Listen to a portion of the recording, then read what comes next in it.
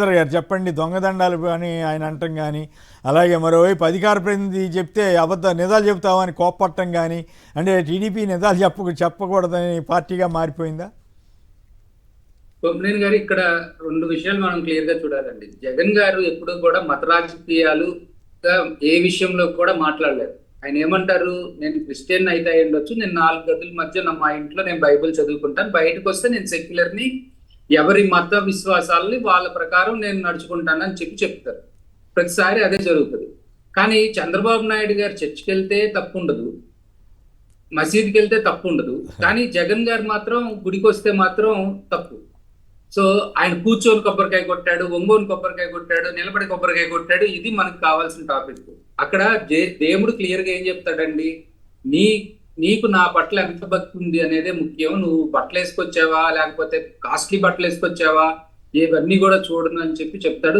మన పురాణాల్లో కూడా అనేక సార్లు మనం చూసాము.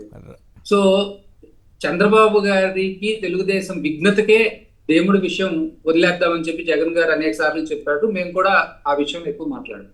ఇకపోతే తెలుగుదేశంలో ఎప్పుడైనా మీరు గమనించండి, తప్పు చేసిన వాడికి రక్షణ ఎక్కువ ఉంటుందండి. జుట్టు పట్టుకొని ఒక ఆఫీసర్ని కొట్టినటువంటి చింతమనేని గారికి రక్షణ ఉంది ఆ రోజున. అంతకుముందు 95 నుంచి 2004 వరకు మీరు అనేక సందర్భాలు మీకు తెలుసు. ఏది ఇప్పుడు స్కూల్ కరెక్ట్ రాకపోతే టీచర్ని తీసేస్తారండి అప్పట్లో. కానీ ఈయన సెక్రటరియేట్ లో కూర్చున్నప్పుడు అక్కడున్న లంచాల గురించి లేకపోతే కరప్షన్ గురించి పెద్ద పెద్ద పత్రికల్లో వస్తే వాళ్ళ మీద ఎవరి మీద కూడా ఈయన యాక్షన్ తీసుకునే పరిస్థితి ఉండేది కాదు. స్వయంగా ఆయన కేబినెట్ మంత్రి కృష్ణ యాదవ్ 2000 కోట్ల రూపాయలు తెలుగు స్కామ్లు దొరికితే దాని మీద కనీసం ఈ రోజు వరకు కూడా ఎప్పుడు మాట్లాడు. ఆ రోజుల్లో 2000 కోట్లు అంటే ఇప్పుడు దాదాపు 2 లక్షలు 3 లక్షల కోట్ల రూపాయల స్కామ్ అది.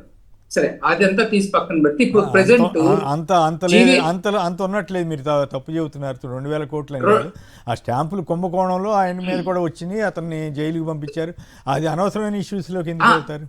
కాదండి, అప్పుడు స్టాంప్స్ అండ్ రిజిస్ట్రేషన్స్ స్వయంగా నాకు తెలుసు, ఆ విషయం నాకు తెలుసు. అతను జైల్లో పెట్టిన కథ అంతా తెలుసు. కానీ 2000 లక్షల కోట్లు అంటే అర్థం లేని వ్యవహారం కదా. అట్లా కదండి కొమ్మినేని గారు, నేను పెద్ద అడ్మినిస్ట్రేటర్ ని, విజనరీని అని చెప్పే చంద్రబాబు నాయుడు గారు ఆదాయం తగ్గుతుందంటే ఎందుకు తగ్గుతుందని ఆలోచించుకునే ఇది లేదా? ఎవరో వచ్చి పట్టుకునే వరకు మీకు తెలీదా?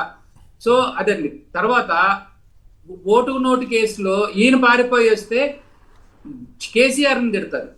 సో అట్లాగే ఇక్కడ ఇప్పుడు మన జీవి రెడ్డి గారు అని చెప్పి ఫైబర్ నెట్ చైర్మన్ గా ఉన్నప్పుడు ఆయన ఏం చెప్పాడు, మేము ఈ ప్రభుత్వం అసమర్థ ప్రభుత్వం మాది, ఈ 12-11 నెలల్లో మేము ఒక్క కనెక్షన్ కూడా ఇవ్వలేకపోయాము అని చెప్తే ఆయన ఉద్యోగం నుంచి తీసేశారు. ఇప్పుడు సుధాకర్ రెడ్డి గారు వచ్చి మంత్రి గారు ఈ విధంగా చేస్తున్నారంటే మంత్రి గారిని పిలిచి మాట్లాడిపించి అది ఇట్లా చేయకూడదు, తప్పు కదా అని చెప్పకుండా ఉంటే ఆయన చేత క్షమాపణ చెప్పి ఆయన క్రమశిక్షణ కమిటీకి ముందుకు పిలిపించి నువ్వు క్రమశిక్షణలో ఉండాలంటారు. సో చంద్రబాబు నాయుడు గారు చేసే ప్రతి ఒక్కటి కూడా ఈ విధంగానే ఉంటది అనమాట. దోషులు ఎవరైతే ఉంటారో వాళ్ళకే రక్షణ కల్పిస్తారు. అది 100%. మనం రాజారెడ్డి గారి మర్డర్ కేసులో ఉన్నటువంటి ముద్దాయిల్ని కూడా తెలుగుదేశం ఆఫీసులో రక్షణ కల్పించారని చెప్పి అనేక వార్తలు వచ్చినాయి. సో తెలుగుదేశం ఏంటంటే ప్రజలకి కాదండి, కొంత సెక్షన్ ఆఫ్ పీపుల్ కి మాత్రమే రక్షణగా నిలబడుతుంది. వాళ్ళ దోపిడీలకి దుర్మార్గాలకి అండగా నిలబడుతుంది. ఫర్ ఎగ్జాంపుల్ ఈనాడు రామోజీరావు గారు ఇష్యూ తీసుకుంటే ప్రతి ఒక్కరికి తెలుసు డిపాజిట్లు తీశారు, అక్రమంగా వసూలు చేశారని. కానీ చంద్రబాబు నాయుడు గారు మాత్రం ఆ విషయాన్ని మాట్లాడరు. ఆ విషయం మీద కేసు గురించి మాట్లాడరు. అవసరమైతే రామోజీరావు గారికి సపోర్ట్ నిలబడతారు.